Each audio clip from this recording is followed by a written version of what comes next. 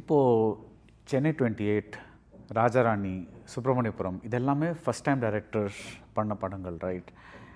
அப்போது இந்த டைரக்டர்ஸ் இப்போ நம்ம சசிகுமார் பற்றி நிறைய பேசிட்டோம். பட் வெங்கட் பிரபு, அட்லி இவங்கெல்லாம் அவங்க ஃபஸ்ட் டைமாக பண்ணாங்க. ஸோ இண்டஸ்ட்ரியில் யாருக்குமே தட் இஸ் அவங்க க்ளோஸ் சர்க்கிளை தாண்டி அவங்க என்ன மாதிரி படங்கள் எடுப்பாங்க, அவங்க எந்த மாதிரின்னு தெரியாதில்ல. நீங்கள் அவங்கள அந்த க்ளோஸ் ரேஞ்ச்லேருந்து பார்க்கும்போது வெரி ஏபிள் டு சே இவங்க டெஃபினட்டாக பெருசாக வருவாங்க அந்த மாதிரி ஒரு.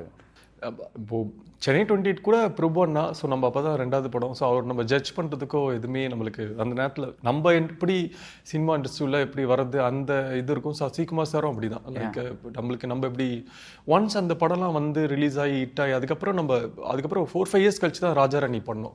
அந்த டைமில் ஆல்ரெடி எங்கேயுமே இப்போ தான் ஹிட் ஆகி இதுக்கப்புறம் படங்கள் இப்படி பண்ணுன்ற ஒரு மெச்சூரிட்டி வந்தது. அப்போது அட்லியை பார்க்கும்போது எனக்கு கதை சொல்லும் போதே தெரிஞ்சுது பயங்கரமாக. ஏன்னா அதுக்கு நிறைய கதை கேட்டிருக்கோம், நிறைய டேரக்டர்ஸோட அந்த ஸ்டோரி நரேஷனோட அந்த பேட்டர்ன் பார்த்துருப்போம். ஸோ இவர் பார்க்கும்போது ரொம்ப குவாலிட்டியாக இருக்காரு அப்படின்னு சொல்லிட்டு கேட்டுட்டு அதுக்கப்புறம் நான் கதைலாம் கேட்டு முடிச்சுட்டு தான் நீங்கள் சொன்னீங்க நான் நிறைய கதை கேட்டிருக்கோம் அப்படின்ட்டு. மற்ற கதைகள் உங்களுக்கு சொல்லப்பட்ட விதத்துக்கும் அட்லி சொன்ன விதத்துக்கும் என்ன வித்தியாசம்? அதாவது ஒரு அண்டர்ஸ்டாண்டிங், அந்த ஃபஸ்ட்டு ஒன் அவர் சொன்னதே எனக்கு நல்லா புரிஞ்சுது. எங்கேயுமே டவுட் இல்லை, எங்கேயுமே ஒரு இது இல்லை. அதுக்கப்புறம் அவர் அந்த கதை சொல்லி முடிச்சுட்டு அதை எல்லாருமே பண்ணுறது தான், எக்ஸ்பிளைன் பண்ணுவாங்க. இந்த படம் இந்த கலரில் இருக்கும், இந்த மாதிரி படத்தோட சாயலில் இருக்கும். அதுக்கப்புறம் இந்த படம் ரிலீஸ் அப்போ நம்ம இதெல்லாம் பண்ணுவோம் அப்படின்னு பேசிக்காக அவனை சொல்லுவாங்க. பட் அவர் அந்த கதை சொல்லும் போது ஒரு அப்படின்னு ஒரு ஃபீல் ஒன்று வரும்ல, அது சில கதையில் தான் வரும். அது கதை நல்லா இருக்குது, கதை சூப்பராக இருக்குது, செம்மையாக இருக்குது, எல்லாமே நல்லா, என் ரோலில் ரொம்ப எனக்கு பிடிச்சிருக்குன்றதை தாண்டி வாவ் அப்படின்னு ஒரு அது அட்லீஸ்ட் சொல்லும் போது இருந்தது அந்த படத்தில். நான் அப்பயும் கேட்டதில்ல, இல்லை நான் மொத்தமாகவே ஒரு 15 மினிட்ஸ் தான் வருவேன், பட் இப்போ நான் இவ்வளோ படம் பண்ணிகிட்ருக்கேன், இப்போ எனக்கு இது பண்ணால் எனக்கு நல்லா இருக்குமான்னு தெரியல, ஆனால் என் மனசு ஃபுல்லாக பண்ணணும்னு சொல்லி தான் தோணுது.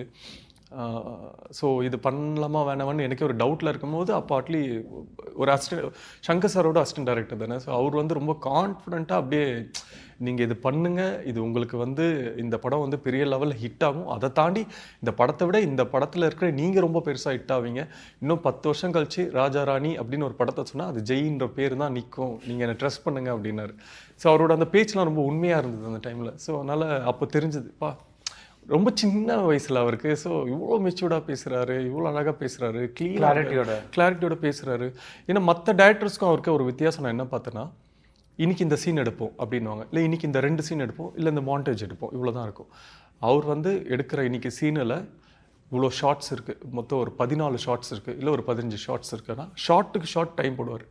9 to 9:18 இந்த ஷார்ட்டை முடிச்சிடணும், 9:20 9:35 இந்த ஷார்ட்டை முடிச்சிடணும்னு சொல்லிட்டு அந்த டைம் போகும்.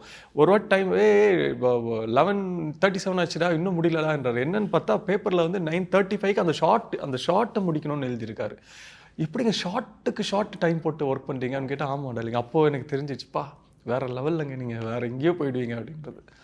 அது மற்ற டேரக்டர்கிட்ட பார்க்கல. ரைட். பட் நீங்கள் சொல்கிறீங்கல்ல, தட் இஸ் நீங்கள் கொஞ்சம் ஹெசிடேட் பண்ணீங்க. ஸோ தட் மீன்ஸ் ஓரளவுக்கு ஒரு கரியர் பிளானிங் உங்கள் மைண்டில் ஓடிட்டுருக்கு. நம்ம இந்த 15 நிமிஷம் ரோல் நம்ம ஹீரோவுக்கு லைக் நம்ம மெயின் ஹீரோ இல்லை அந்த மாதிரிலாம் உங்களுக்கு ஒரு ஓடிட்டுருக்குல. When you do so many combination films, multi starrer films நிறைய பீப்புளோட, அப்போ உங்களுக்கு தோணுமா தட் இஸ் நம்ம இதனால தான் ப்ராபப்ளி இந்த சோலோ ஹீரோவா அவ்வளோ டேக் ஆஃப் ஆகலன்னு அந்த மாதிரி ஒரு பேலன்சிங் இருக்கும்? பிகாஸ் நீங்கள் நல்ல படங்கள் பண்ணியிருக்கீங்க, பட் அந்த நிறைய பேர் கூட சேர்ந்து படம் பண்ணுறதா ஹிட் ஆயிருக்கும் பெருசாக. எக்ஸாம்பிள் சென்னை 28, சுப்பிரமணியபுரம், எங்கேயும் ராஜாராணி எல்லாமே பார்த்தீங்கன்னா அந்த மாதிரி காம்பினேஷனாக இருக்கும். அது 50-50 தான் நான் எடுத்துக்கிறேன். அப்படி பண்ணதுனால தான் சோலோவாக சிலது இதுவாகலை.